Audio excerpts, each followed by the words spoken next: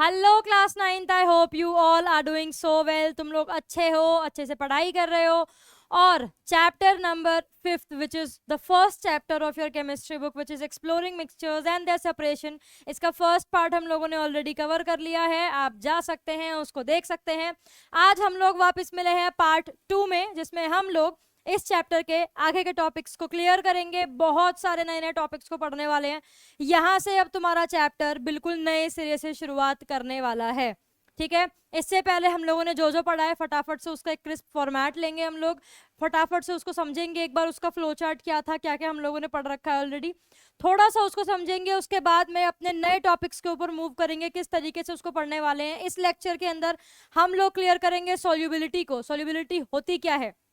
उसके बाद एक टर्म आती है विच इज सैचुरेटेड सोल्यूशन, ये क्या होते हैं ये आप लोग क्लियर करने वाले हो। उसके बाद में अब हम लोग सेपरेशन मेथड के ऊपर मूव करने वाले हैं गाइज। तो ये वाला पार्ट 2 जो है बहुत ही ज्यादा नई नई चीजें आप लोगों को सिखाने वाला है। बने रहना एंड तक, ठीक है। कॉपी ले लेना, अपनी पेन ले लेना। और ये बुक जो है तुम्हारी एक्सप्लोरेशन, जिसके पास नहीं है कोई बात नहीं, तुम्हें ऑनलाइन इस चैप्टर की पीडीएफ मिल जाएगी। तुम लोग इस पीडीएफ को जाके वहां से डाउनलोड करके इस चैप्टर को वहां से भी पढ़ सकते हो। जितने भी नोट्स मैं यहाँ पे जिनके थ्रू तुम लोगों को पढ़ाऊंगी वो सारे ही नोट्स कैसे होंगे, सारे ही इस बुक के बेस्ड नोट्स होंगे।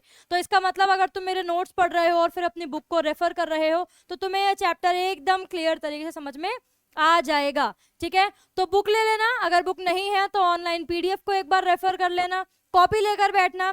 चलो फटाफट से अब शुरू करते हैं तुम्हारा चैप्टर। उससे पहले हम लोगों ने पार्ट 2 में कौन कौन से टॉपिक्स क्लियर किए हैं फटाफट से उन्हें देख लेते हैं बिना किसी देरी के, है ना।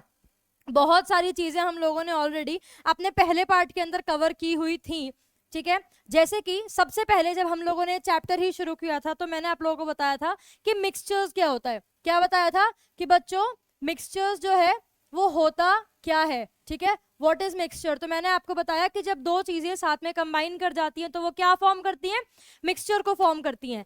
फिर हम लोगों ने क्या किया था, फिर हम लोगों ने मिक्सचर के दो टाइप पढ़े थे, जिसमें पहला टाइप था आपका क्या, होमोजीनियस मिक्सचर, होमोजीनियस मिक्सचर। और दूसरा था आपका हेट्रोजीनियस मिक्सचर, हेट्रोजीनियस मिक्सचर। अब ये जो आपका होमोजीनियस मिक्सचर है एग्जैक्टली इसमें हम लोगों ने क्या पढ़ा था, इसमें हम लोगों ने पढ़ा था कि होमोजीनियस मिक्सचर के अंदर आपका रहता है uniform composition, uniform composition. I am so sorry for this beautiful hand writing बच्चों, ठीक है, लेकिन कर ही क्या सकते हैं, अब आदत से मजबूर है ना। इसके बाद है हेट्रोजीनियस सोल्यूशन, यहां पर आप लोग पढ़ते हैं क्या, नॉन यूनिफॉर्म कॉम्पोजिशन। क्या पढ़ते हैं, non uniform composition. Non uniform composition आप लोग इसके अंदर पढ़ते हैं मिक्सचर्स को खत्म करने के बाद में, ठीक है। उसके बाद जो नेक्स्ट चीज आप लोगों ने इस चैप्टर के अंदर पढ़ी है, देखो मिक्सचर्स हम लोगों का मेजर एक पार्ट था जो कि हम लोगों ने क्लियर किया था। फिर होमोजीनियस और हेट्रोजीनियस सॉल्यूशंस को हम लोगों ने क्लियर किया था। फिर हम लोगों ने एक टर्म पढ़ी थी, एक एक्टिविटी पढ़ी थी। क्या पढ़ी थी, एक एक्टिविटी, जिस एक्टिविटी के अंदर हम लोगों ने 3 टर्म्स को पढ़ा था। पहली थी ट्रू सॉल्यूशंस, दूसरी थी कोलोइड्स, और तीसरी क्या थी, सस्पेंशन। तीसरी क्या थी भाई आप लोगों की, ये सस्पेंशन। ये तीनों चीजों की हम लोगों ने पर्टिकुलरली टर्म्स पढ़ी थी, क्या क्या डिफरेंसेस होते हैं वो सब कुछ हम लोगों ने क्लियर किया था। उसके बाद एक टर्म होती है विच इज कॉन्सेंट्रेशन। कॉन्सेंट्रेशन को हम लोगों ने डिटेल में क्लियर किया था कि मैम कॉन्सेंट्रेशन होता क्या है, ORS कैसे इसमें काम करती है, या फिर फार्मर्स जब पेस्टिसाइड्स को मिक्स करते हैं तो वो किस तरीके से इस पे रेफर करता है। तो कंसंट्रेशन हम लोगों ने ऑलरेडी पढ़ रखा है। कंसंट्रेशन को पढ़ने के बाद में हम लोगों ने किस तरीके से हाउ टू एक्सप्रेस, हम लोग किस तरीके से कंसंट्रेशन को एक्सप्रेस करते हैं ये हम लोगों ने पढ़ा था। तो यहाँ पे हम लोगों ने 3 तरीकों से पढ़ा था ये, जिसमें मैंने आपको एक क्वेश्चन होमवर्क में भी दिया था, है ना। तो पहला वाला था मास बाय मास, दूसरा था मास बाय वॉल्यूम, और तीसरा था वॉल्यूम बाय वॉल्यूम। तीनों के अपने अलग अलग फॉर्मूले थे, तीनों के एग्जाम्पल्स मैंने आप लोगों के पार्ट 1 के अंदर क्लियर किए थे, ठीक है। तो ये है आपका पार्ट नंबर 1। इस पार्ट नंबर 1 में आप लोगों ने ये चीजें पढ़ी थी। डिटेल में पढ़ने के लिए तुम लोग उस पार्ट नंबर 1 को रेफर कर सकते हो। अब हम लोग मूव करते हैं आज के इस पार्ट 2 के ऊपर, ठीक है। ये आपकी बुक है जो ऑलरेडी मैंने आपको फिजिकली दिखा दी है। यहाँ पर हम लोग अपना चैप्टर पढ़ रहे हैं, chapter number 5 which is exploring mixtures and their separation. और अब जो हम लोग टर्म पढ़ने जा रहे हैं वो टर्म कौन सी है, अब वो टर्म है हमारी सॉल्युबिलिटी। क्या है वो टर्म? सॉल्युबिलिटी। चलो फटाफट से शुरू करते हैं। सबसे पहला हम लोग पढ़ते हैं सॉल्युबिलिटी के बारे में। इससे पहले हम लोगों ने एक टर्म पढ़ी है जिसको हम लोग बोलते हैं कॉन्सेंट्रेशन। क्या बोलते हैं? कॉन्सेंट्रेशन। कॉन्सेंट्रेशन क्या होता है मैम? आपने हमें बताया कि कॉन्सेंट्रेशन क्या होता है कि आप लोग कितना अमाउंट ऑफ सॉल्यूट आप लोग सॉल्वेंट या फिर सोल्यूशन के अंदर डाल रहे हो। एग्जाम्पल, जब मैंने आपको बताया कि आपके पास में ये एक बीकर गिवन है, इस बीकर में मैंने पानी डाल दिया, तो ये पानी इस टाइम पर क्या है? ये पानी इस जार के अंदर जो रखा हुआ है इसको हम लोग बोलेंगे सॉल्वेंट। क्या बोलेंगे? सॉल्वेंट। ठीक है, तो इस सॉल्वेंट के अंदर अगर मैं 1 चम्मच नमक डाल देती हूँ, 1 टेबलस्पून सॉल्ट को डाल देती हूँ, तो सॉल्ट क्या हो जाएगा? इधर सॉल्ट हो जाएगा मेरा सॉल्यूट। तो कितने अमाउंट ऑफ सॉल्यूट को मैं सॉल्वेंट के अंदर डाल रही हूँ, दैट इज योर कंसंट्रेशन। वो क्या होती है? कंसंट्रेशन। ठीक है, मैंने ये कंसंट्रेशन को पहले तुम लोगों को क्यों बताया है? ठीक है, क्योंकि अब आप लोग पढ़ने वाले हो about maximum amount of solute. हम लोगों ने कंसंट्रेशन के अंदर देखा कि कितने अमाउंट ऑफ सॉल्यूट को मैं डिसॉल्व कर रही हूँ, किसके अंदर? सॉल्वेंट के अंदर या फिर सोल्यूशन के अंदर। सॉल्युबिलिटी एक ऐसी टर्म होती है जो आपको बताती है कितना अमाउंट, कितना मैक्सिमम अमाउंट आप किसी भी सॉल्यूट के अंदर डाल सकते हो एट अ गिवन टेम्परेचर। अब ये टेम्परेचर का क्या खेल है वो आगे पढ़ेंगे। ठीक है, the maximum amount of solute. एक जार के अंदर अगर मैंने पानी रख दिया है, 100 ml अगर मेरा ये पानी है, तो इस 100 ml पानी के अंदर मैं कितना अमाउंट ऑफ नमक डाल सकती हूँ कि उसके आगे अब नमक डिसॉल्व होएगा, मतलब होगा ही नहीं। ठीक है, तो वो मेरी हो जाएगी सॉल्युबिलिटी ऑफ दिस वाटर। ठीक है, तो the maximum amount of solute, कितना मैक्सिमम अमाउंट आप लोग सॉल्यूट का डाल सकते हैं किसी भी सॉल्वेंट के अंदर at a given temperature, that dissolve in a fix quantity. Fix quantity कितनी की है मैंने? 100 ml। मैंने क्या किया? मैंने एक बीकर लिया और बीकर के अंदर पानी डाला और वो पानी आपका 100 ml। तो सॉल्वेंट की ये एक फिक्स्ड क्वांटिटी है। क्लियर हुई ये चीज? अब इस फिक्स्ड क्वांटिटी के अंदर कितना मैं सॉल्यूट डाल सकती हूँ, कितना मैक्सिमम अमाउंट में सॉल्यूट डाल सकती हूँ एट अ गिवन टेम्परेचर, ये बहुत ज्यादा इंपॉर्टेंट है। एट अ गिवन टेम्परेचर, अगर टेम्परेचर को चेंज कर रही हूँ और सॉल्यूट अब वापस से डिसॉल्व हो जाएगा, तब कोई फर्क आपको नहीं पड़ेगा, तब इस सोल्यूशन में कोई भी फर्क नहीं पड़ने वाला है। ये चीज तो क्लियर हो गई होगी। अभी मैंने क्या बताया आप लोगों को कि 100 ml के सोल्यूशन के अंदर मैंने डाल दिया है मैक्सिमम अमाउंट ऑफ सॉल्यूट, लेकिन एट अ गिवन टेम्परेचर, मैं टेम्परेचर चेंज नहीं करूंगी। तो जो मैक्सिमम अमाउंट में डालूंगी सॉल्यूट का, that will be my solubility. ठीक है, किसी भी सब्सटेंस की सॉल्युबिलिटी क्या होती है कि मैक्सिमम अमाउंट ऑफ सॉल्यूट आप कितना डाल सकते हो एक फिक्स्ड अमाउंट ऑफ सॉल्वेंट के अंदर एट अ गिवन टेम्परेचर। अगर टेम्परेचर चेंज होगा तो सॉल्युबिलिटी आपकी चेंज होगी। एग्जैक्टली इसीलिए बोलते हैं कि जो टेम्परेचर का टर्म है दैट इज वेरी इंपॉर्टेंट। अगर टेम्परेचर को चेंज करोगे तो सॉल्युबिलिटी आपकी चेंज होगी। तो एक पर्टिकुलर टेम्परेचर के ऊपर कितना अमाउंट ऑफ सॉल्यूट आप एक फिक्स्ड अमाउंट ऑफ सॉल्वेंट के अंदर डाल रहे हो, दैट इज योर सॉल्युबिलिटी। ठीक है, यही आपको यहाँ पर सॉल्युबिलिटी का बताया जा रहा है कि this is your beaker. Colour change कर लेते हैं पेन का वरना तुम्हें दिखेगा नहीं। ये आपके पास एक बीकर है, इस बीकर में सॉल्यूट जो है वो ऐड कर दिया सॉल्वेंट के अंदर, मतलब ये रहा आपका सॉल्यूट। ये शायद आपको दिख ना रहा हो, अब शायद दिख रहा होगा। Now this is visible to you. देखो यहाँ पर क्या किया है, ये है, ओए होए होए ये क्या हुआ?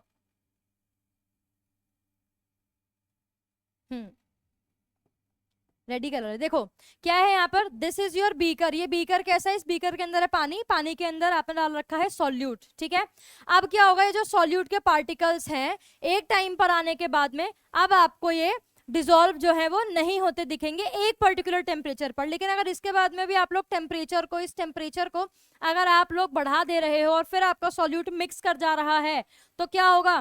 तो सिंपल सी बात है, तो यहाँ पर आप लोगों को जो अपनी सॉल्युबिलिटी दी है वो चेंज होती हुई दिख जाएंगी। क्लियर हुई ये चीज? तो सॉल्युबिलिटी क्या होती है?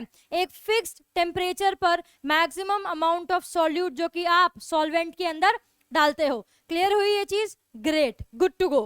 अब हम लोग आते हैं नेक्स्ट टर्म पर विच इज सैचुरेटेड सोल्यूशन। अब मैम ये क्या नई वाला है? देखो जो आपका ये सोल्यूशन होता है, जब हम लोग किसी भी सोल्यूशन को बोलते हैं saturated, this is an English term also. जब हम बहुत ज़्यादा थक जाते हैं, एग्जॉस्टेड हो जाते हैं, एकदम टायर्ड फील करते हैं, तो हम लोग एक टर्म यूज़ करते हैं, एक साइंटिफिक टर्म यूज़ करते हैं विच इज़ सैचुरेटेड। ठीक है, बोलते हैं आई एम सैचुरेटेड नाउ, मतलब अब मैं कुछ काम नहीं कर सकती हूँ, अब मेरा बिल्कुल पीक लेवल, पीक पॉइंट आ चुका है ना।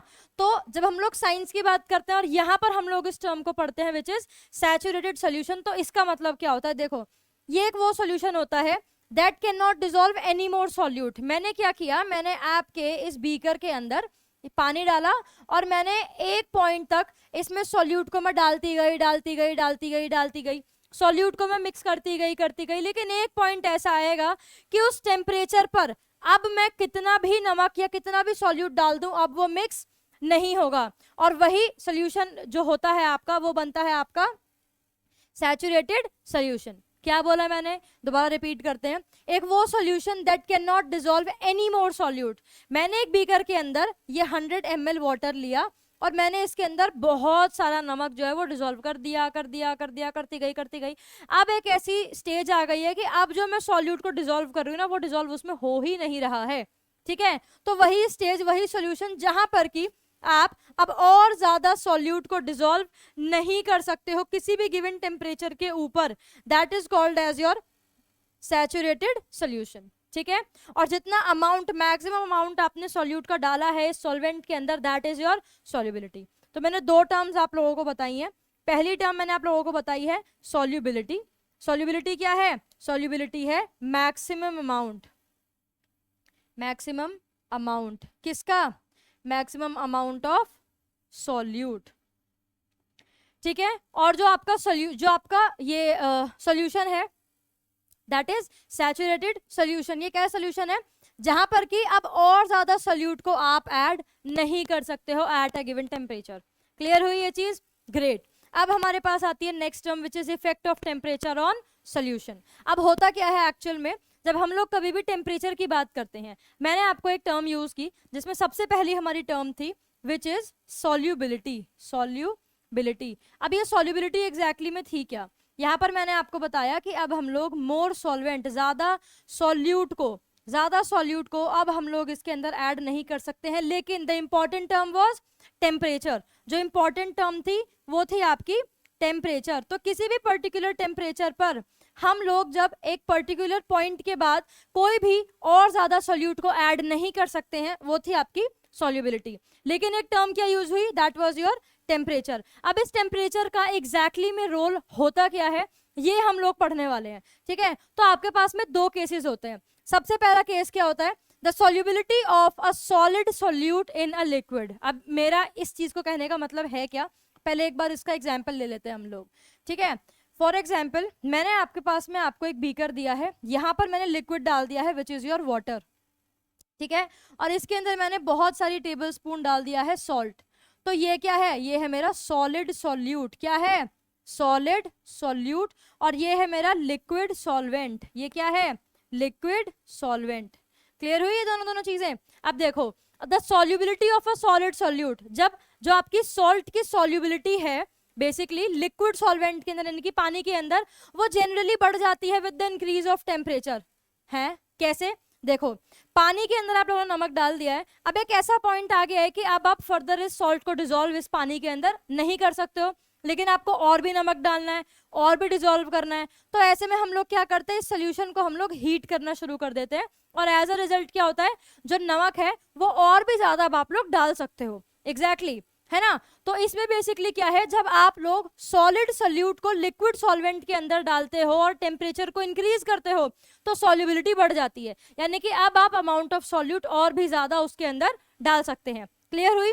सेकेंड केस होता है गैसेस जब लिक्विड्स के अंदर डिसॉल्व होती है। आप लोगों ने सुन रखा है, आप लोगों ने देखा भी होगा, सबको पता भी होता है एग्जैक्टली जो आपका पानी है, पानी के अंदर बहुत सारी गैसेस प्रेजेंट होती हैं। तो ये कौन सा केस है, ये केस है गैसेस मिक्स्ड होती हैं, गैसेस मिक्स्ड होती हैं लिक्विड के अंदर।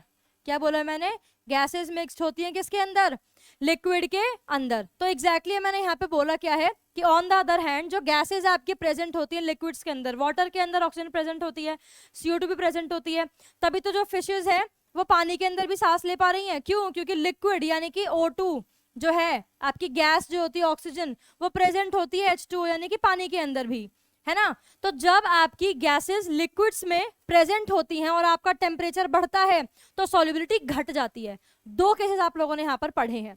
क्या बोला मैंने, दूसरा वाला केस एक बार पढ़ लेते हैं। In the case of gases dissolve in liquid, जब लिक्विड के अंदर गैसेस डिसॉल्व होती हैं, पानी के अंदर अगर आपकी ऑक्सीजन मिक्स्ड है और आप लोगों ने टेम्परेचर को बढ़ा दिया है तो क्या होगा, पानी के अंदर की जो सॉल्युबिलिटी है वो घट जाएगी, उल्टा हो जाएगा, ठीक है। तो on the other hand the cases of gases dissolve in liquids their solubility generally decreases, जो सॉल्युबिलिटी होती है वो घट जाती है। इसीलिए गर्म पानी में जो मछलियां होती हैं वो अच्छे से सांस नहीं ले पाती हैं। कोल्ड वाटर में एक्वाटिक स्पीशीज ढंग से नहीं रह सकती हैं। क्यों? क्योंकि अगर पानी ज्यादा गर्म होगा तो जो सॉल्युबिलिटी है वो घटती चली जाएगी, ठीक है। इसमें कंफ्यूजन बहुत सारे बच्चों को रहता है, तो फटाफट से इन दोनों केसेस को एक बार देख लेते हैं एक कंक्लूजन के तौर पे। मैंने आपको बोला फर्स्ट केस आपका है जब आपने सॉल्ट को पानी के अंदर मिला दिया है, ठीक है। यहां पर क्या हुआ है, यहां पर है ये एक सॉलिड और ये है लिक्विड। तो जब सॉलिड सॉल्यूट को आपने लिक्विड सॉल्वेंट के अंदर मिक्स किया है, तो ऐसे वाले केस में अगर आप टेम्परेचर को बढ़ा रहे हो, मतलब आप टेम्परेचर पानी को गर्म कर रहे हो, तो आपकी सॉल्युबिलिटी भी इंक्रीज कर जाती है। आपने पानी के अंदर नमक डाला, अब बंद हो गया नमक मिक्स होना, तो आपने क्या किया, उसको पानी को गर्म कर दिया।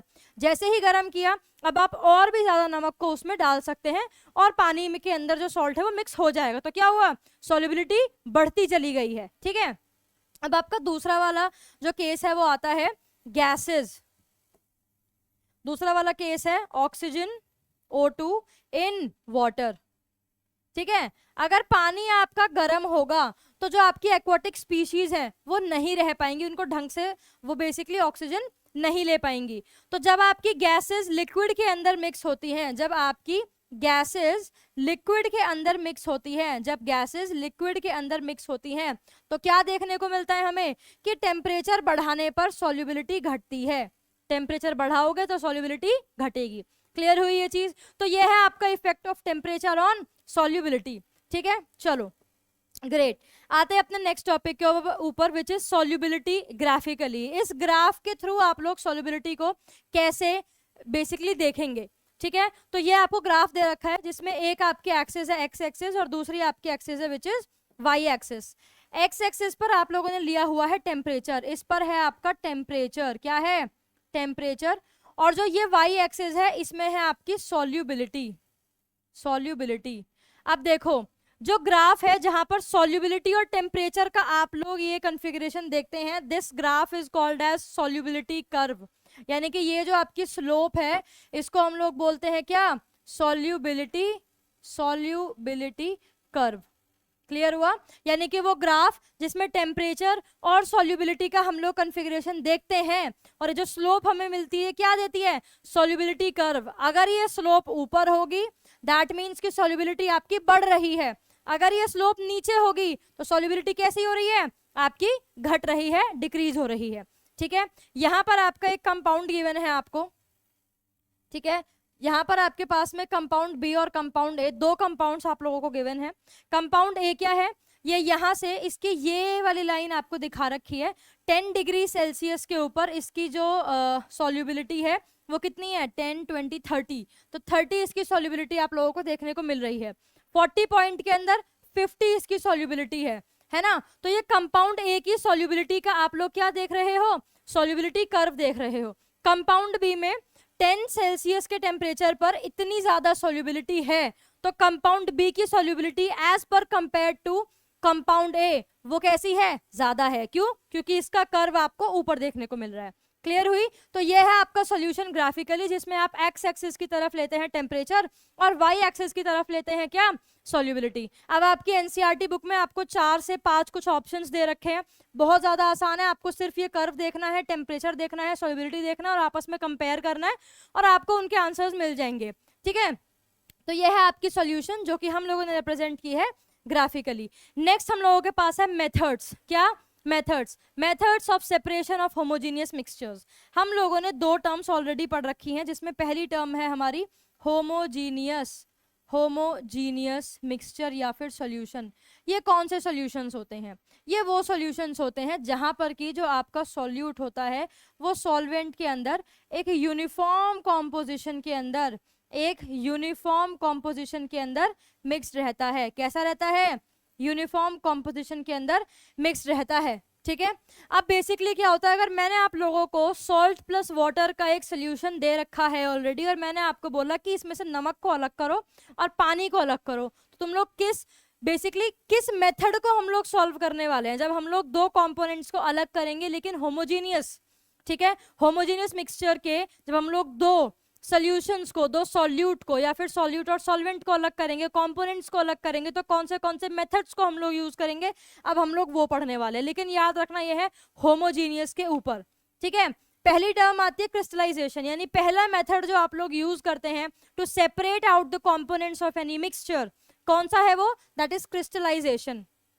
इसका बहुत स्ट्रेट सा एक एग्जाम्पल है, मैंने आप लोगों को एग्जाम्पल दिया है, which is salt, which is sea water. ठीक है, अब सी वाटर से हम लोगों को, ये for example this is sea water, sea water से हम लोगों को मिलता है हमारा डेली सॉल्ट, जो हम लोग नमक खाते हैं वो हमें कहाँ से मिलता है? वो हमें मिलता है सी वाटर से। कहाँ से मिलता है? सी वाटर से। ठीक है, अब बेसिकली अगर मुझे इस सी वाटर के अंदर पानी भी है और इस पानी के अंदर क्या है? सॉल्ट है। एक सेकेंड, इस पानी के अंदर क्या है? सॉल्ट है। तो वाटर प्लस सॉल्ट। अब अगर मैं इसके अंदर सोल्यूशन में हम लोगों ने क्या पढ़ा है कि सॉल्यूट और सॉल्वेंट से मिलकर क्या बनता है? सोल्यूशन। अगर मैं आप लोगों को बोलूं कि वाटर और सॉल्ट के अंदर जो सी वाटर होता है, इसमें वाटर क्या है? सॉल्यूट या फिर सॉल्वेंट, तो वाटर हो जाएगा सॉल्वेंट। क्यों हो जाएगा? क्योंकि solvent is something which is more in amount, और जो सॉल्ट है वो क्या हो जाएगा? ये हो जाएगा आपका सॉल्यूट। क्यों? क्योंकि that is more in amount. Clear हुई ये चीज? तो ये है आपका सी वाटर। तो जब आप इस सॉल्ट को इस पानी के अंदर से सेपरेट करेंगे तो आप लोग यूज करेंगे क्रिस्टलाइजेशन। ठीक है, कैसे?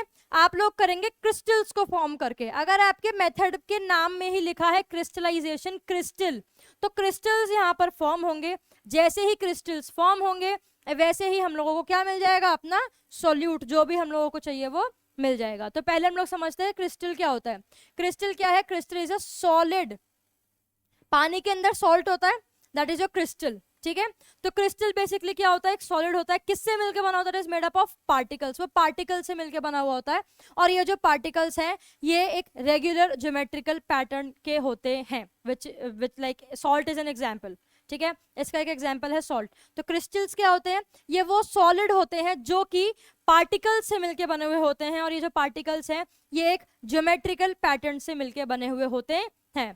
ठीक है, तो आई होप अब आप लोगों को क्रिस्टल्स तो समझ में आ गया होगा। यहाँ पर आप लोगों को कुछ ना कुछ एग्जांपल्स दे रखे हैं, जिसमें पहला है रॉक सॉल्ट का एग्जांपल। यहाँ पे क्रिस्टल्स आप लोगों को देखने को मिल रहे हैं, है ना? ग्रेट। नेक्स्ट है अब आप लोगों का इसी क्रिस्टल्स के बारे में कि लेबोरेटरीज में जो प्रोसेस है क्रिस्टल्स को फॉर्म करने का, जो लेबोरेटरीज में हम लोग क्रिस्टल्स को फॉर्म करते हैं, ये वही प्रोसेस है, लेकिन फ्रॉम अ सैचुरेटेड सोल्यूशन। जब आप लोग किसी भी सैचुरेटेड सोल्यूशन से क्या करते हो? क्रिस्टल्स को फॉर्म करते हो, तो इस प्रोसेस को हम लोग बोलते हैं क्रिस्टलाइजेशन। क्या बोलते हैं? इस प्रोसेस को हम लोग बोलते हैं क्रिस्टलाइजेशन।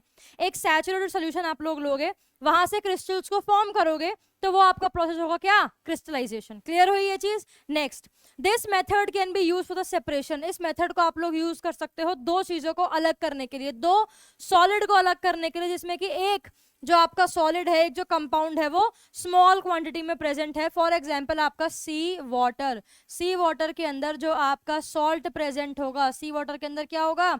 जो आपका सॉल्ट प्रेजेंट होगा वो कैसा होगा? लेस अमाउंट के अंदर होगा, और दोनों के दोनों होंगे आपके सॉल्यूबल। तो आपने क्या किया? सी वाटर के अंदर से जो आपका क्रिस्टल था, सॉल्ट था, सॉलिड स्टेट जो थी, वो आप लोग क्या करेंगे? अलग करेंगे। क्लियर हुई ये चीज? इसके बाद आप लोगों की आती है एक्टिविटी। अब इस एक्टिविटी में क्या है? आप लोगों को क्रिस्टल्स बनाने को ही बोला है। क्रिस्टल बनाने को कैसे बोला आप लोगों को? सबसे पहले आप लोगों ने 1 ग्राम ऑफ कॉपर सल्फेट लिया है। जो कॉपर सल्फेट होता है ये ब्लू कलर का होता है। कैसा होता है? ब्लू कलर का होता है। And at 25 ml of water. आप लोगों ने एक बीकर लिया, बीकर के अंदर डाला कॉपर सल्फेट का सोल्यूशन। क्लियर हुई ये चीज? उसके बाद में आपने इसको धीरे धीरे आपने इसके अंदर डाली एक drop of dilute sulphuric acid. 3 चीजें आप लोगों ने डाली। पहले आप लोगों ने डाला कॉपर सल्फेट, दूसरा आप लोगों ने डाला इसमें पानी, और फिर आपने डाली इसमें एक drop of dilute H2SO4 which is sulphuric acid. आपने 3 चीजें डाली और फिर आपको स्टिर करते गए हो। जैसे ही आपने इसको स्टिर किया है तो एक पॉइंट ऐसा आएगा कि आपने इसको ठंडा होने के लिए अब रख दिया है। जब आप इसको कोल्ड वाटर से धीरे धीरे स्टिर करेंगे तो आपको यहाँ पर क्रिस्टल्स फॉर्म होते हुए दिख जाएंगे। किसके क्रिस्टल्स? कॉपर सल्फेट के क्रिस्टल्स। तो ये था आपका प्रोसेस क्रिस्टलाइजेशन। होता क्या है, सिंपल वर्ड्स में अगर मैं बताऊं तो द फॉर्मेशन ऑफ क्रिस्टल्स। जब आप लोग क्रिस्टल्स की फॉर्मेशन करते हो, लेकिन the only condition which exist here is कि जब आप लोग क्रिस्टल्स को फॉर्म करते हो तो जिस सोल्यूशन से आप लोग फॉर्म करोगे वो सोल्यूशन होना चाहिए सैचुरेटेड सोल्यूशन। क्लियर हुआ? क्या बोला मैंने कि जब आप लोग क्रिस्टल्स, देखो क्रिस्टलाइजेशन जो आपका प्रोसेस है एग्जैक्ट में, ये प्रोसेस के अंदर ही नाम है क्रिस्टल, राइट। क्रिस्टलाइजेशन के अंदर ही आपका नाम आ रहा है क्रिस्टल। और क्रिस्टल बेसिकली होता है क्या है? क्रिस्टल एक ऐसा सॉलिड होता है, क्या होता है? एक सॉलिड जो कि पार्टिकल से मिलकर बना रहता है। किससे मिलकर बना रहता है? पार्टिकल से मिलकर बना रहता है। और ये पार्टिकल कैसे होते हैं? ये पार्टिकल अरेंज होते हैं in regular geometrical pattern. Clear हुई ये चीज? तो क्रिस्टल्स तो हम लोगों ने पढ़ लिया है, लेकिन जब हम लोग इन क्रिस्टल्स को फॉर्म करते हैं, इन क्रिस्टल्स को बनाते हैं, तो इनको बनाने के लिए हम लोगों को एक सोल्यूशन की जरूरत रहती है विच इज वेरी इंपॉर्टेंट। और ये सिर्फ और सिर्फ इसकी एक कंडीशन है विच इज वो सोल्यूशन होना चाहिए आपका सैचुरेटेड। क्लियर हुई ये चीज? एग्जाम्पल आपको दे रखा है, जब सी वाटर से आप लोग सॉल्ट के क्रिस्टल्स की फॉर्मेशन करते हैं, कैसे करते हैं? This is your sea water, ये आपके पास समुद्र का पानी है। अब समुद्र का पानी is already a saturated solution. कैसा होता है ये? एक सैचुरेटेड सोल्यूशन होता है, यहाँ पर बताया भी हुआ है आपको। इसी से आप लोग क्या करते हैं? सॉल्ट क्रिस्टल्स के क्या करते हैं? फॉर्मेशन करते हैं, और आपका प्रोसेस क्रिस्टलाइजेशन हो जाता है खत्म। क्या हो जाता है?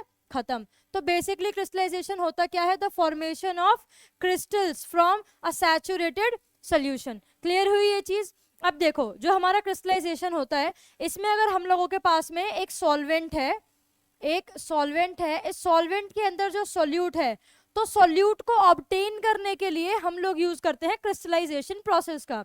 सॉल्वेंट के अंदर सोल्यूट की जो प्रेजेंटेशन है, जो प्रेजेंस है, सॉल्यूट को अलग करने के लिए सॉल्वेंट से हम लोग क्या करते हैं? क्रिस्टलाइजेशन प्रोसेस का यूज करते हैं। लेकिन अब एक कंडीशन आती है, अगर मैं आप लोगों से बोलूं कि मुझे सॉल्यूट और सॉल्वेंट दोनों ही चाहिए, तो क्या हम लोग यूज करेंगे? तो क्या हम लोग क्रिस्टलाइजेशन को यूज कर सकते हैं? नहीं। क्यों? क्योंकि क्रिस्टलाइजेशन इज अ प्रोसेस जो कि आपको सिर्फ और सिर्फ सॉल्यूट देगा, सॉल्वेंट नहीं देगा। लेकिन अगर आपको, क्योंकि देखो, अगर हम लोग सी वाटर को देखते हैं, किसको देखते हैं? सी वाटर को। तो यहाँ पर क्योंकि सी वाटर के अंदर जो आपका सॉल्वेंट है दैट इज वाटर, है ना, ज्यादा अमाउंट में तो पानी ही प्रेजेंट है, और सॉल्यूट जो है वो है आपका सॉल्ट या फिर बाकी की बची हुई इम्प्योरिटीज, है ना। अब होता क्या है? ये है आपका वाटर, ये है आपका सॉल्ट, वाटर है आपका सॉल्वेंट। अब पानी आपको नहीं चाहिए, आपको सिर्फ और सिर्फ सॉल्ट चाहिए। क्या चाहिए? नमक चाहिए, सॉल्ट चाहिए। इसके लिए हम लोग क्या कर सकते हैं? हमको सिंपल अपना सॉल्वेंट नहीं चाहिए, सिर्फ सॉल्यूट चाहिए, तो हम लोग प्रोसेस का यूज कर लेंगे विच इज क्रिस्टलाइजेशन। यहां तक तो कोई इशू हम लोगों को नहीं है। व्हाट इफ मैं आपसे बोल दूं कि मुझे पानी भी चाहिए और नमक भी चाहिए, दोनों बिल्कुल अलग अलग चाहिए, तो मैं क्या करूंगी? है ना। तो यहाँ पर एक नए मेथड की फॉर्मेशन होती है विच इज योर डिस्टिलेशन।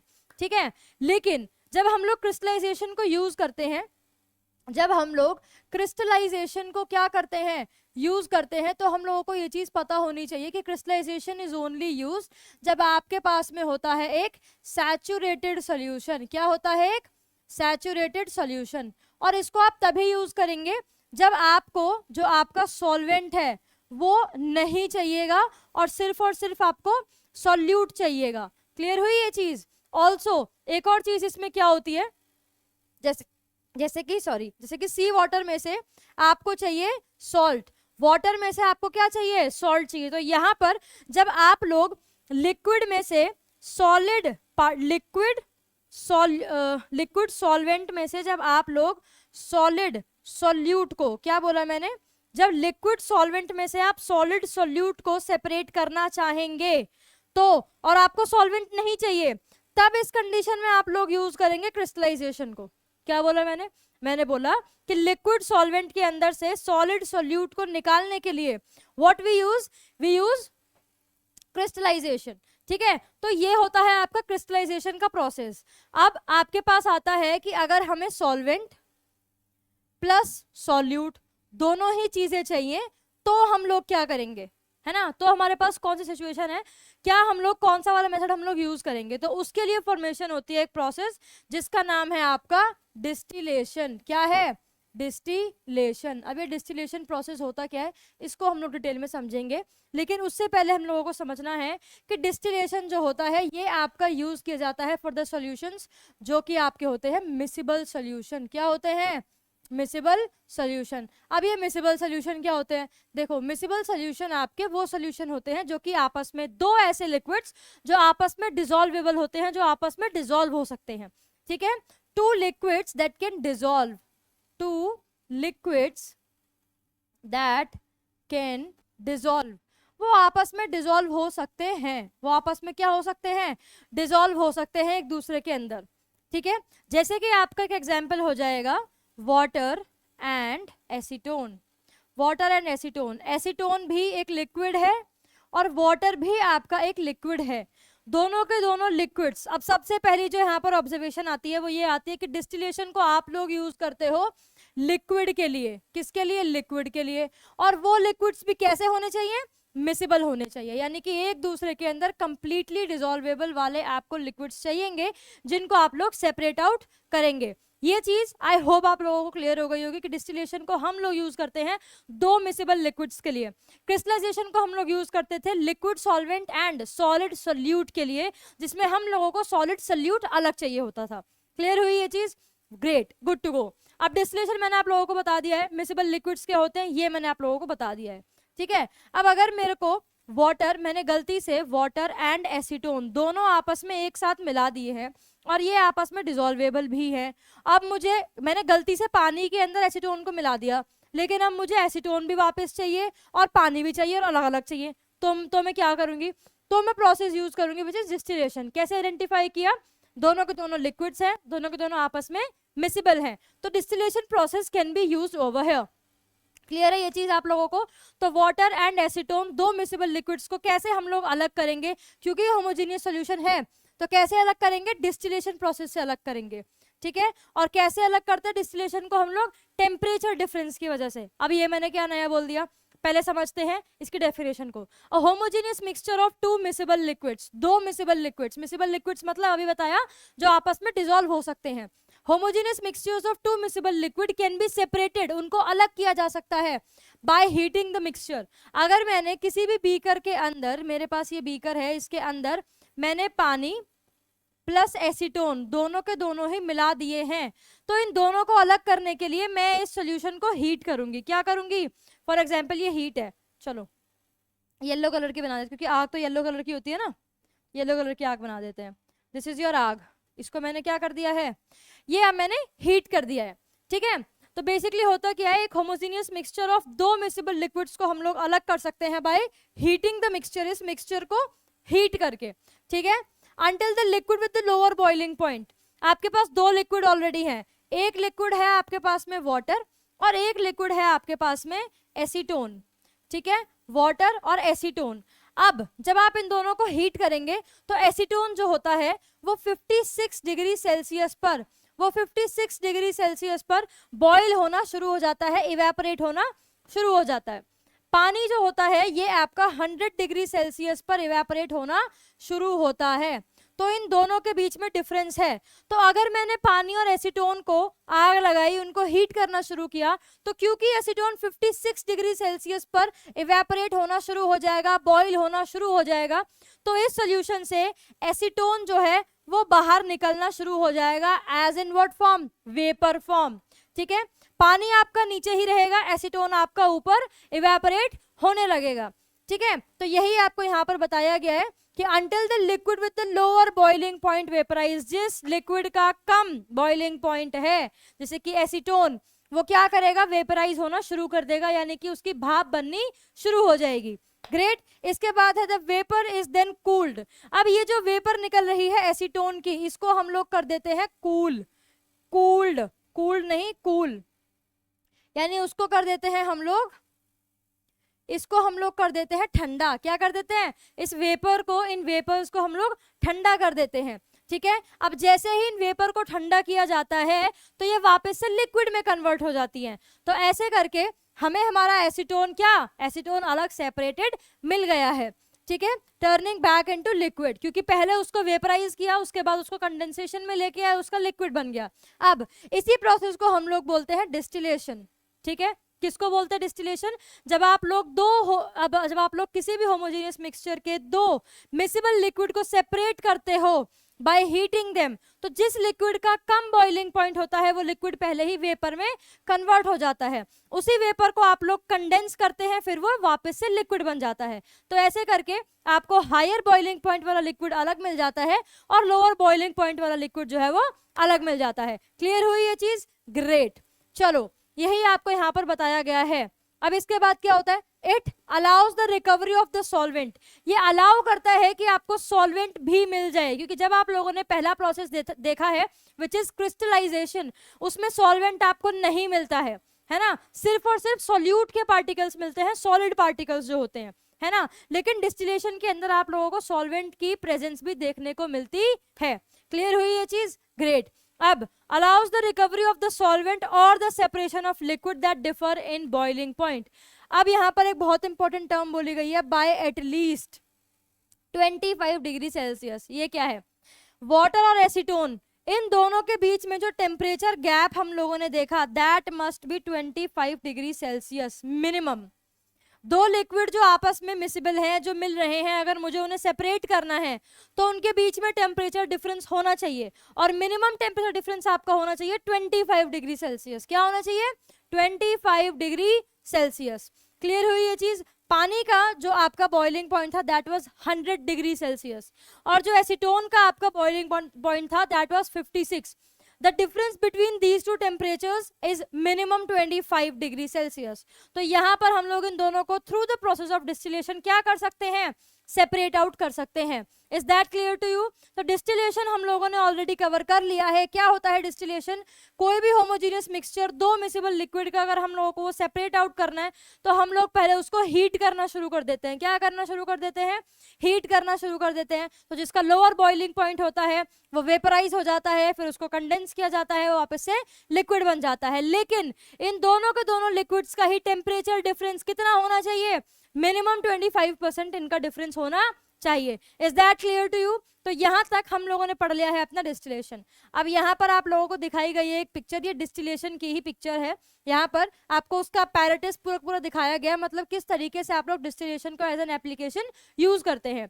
ठीक है, तो इसके लिए हम लोग लाल कलर का पेन ले लेते हैं। क्यों ले लेते हैं लाल कलर का पेन? क्योंकि ज्यादा दिखेगा यहाँ पे वो। ठीक है, लाल वैसे भी डेंजरस कलर होता है, दूर से ही दिख जाता है। ठीक है, चलो, तो यहाँ पर है क्या? This is the burner. यहाँ पर आप लोगों ने, यहाँ पर ये रही है, आग जल रही है यहाँ पर। ठीक है, ये आपकी कॉनिकल फ्लास्क है या फिर डिस्टिलेशन फ्लास्क इसको यहाँ पर बोला गया है। इसके अंदर आप लोगों ने पानी और एसीटोन दोनों के दोनों ही डिसॉल्व कर दी है। पानी और एसीटोन दोनों के दोनों ही डिसॉल्व कर दी है। जैसे ही आपने इसको डिसॉल्व किया, अब आपने इसको हीट करना शुरू किया। जो पानी का आपका टेम्परेचर होता है वो होता है कितना? 100 डिग्री सेल्सियस। और जो एसीटोन का आपका टेम्परेचर होता है वो कितना होता है? 56 डिग्री सेल्सियस। अब जैसे ही मैंने इसको बॉईल करना शुरू किया तो पहले होगा टेम्परेचर 56। जैसे ही 56 टेम्परेचर हुआ, एसीटोन मेरा यहाँ से ऊपर उड़ना शुरू हो गया।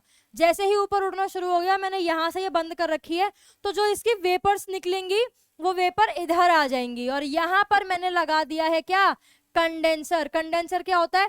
ठंडा होता है। तो जो वेपर्स ऑलरेडी निकली हैं अब वो कंडेंस हो जाएंगी, अब वो वेपर से क्या बन जाएंगी? लिक्विड बन जाएंगी। तो यहाँ से जैसे ही वो वेपर्स पास हो रही है तो वो कैसा हो जा रही है? लिक्विड हो जा रही हैं। जैसे ही वो लिक्विड आपका वापस इस कॉनिकल फ्लास्क में आ रहा है तो इस ऐसे करके आपका जो वाटर है वो इस डिस्टिलेशन फ्लास्क के अंदर रह जाएगा, और जो आपका एसीटोन है वो अलग कॉनिकल फ्लास्क में थ्रू द बॉइलिंग आपको अलग मिल जाएगा। तो आई होप आप लोगों को ये एक्टिविटी बिल्कुल क्लियर हो गई होगी, ये apparatus बिल्कुल क्लियर हो गया होगा।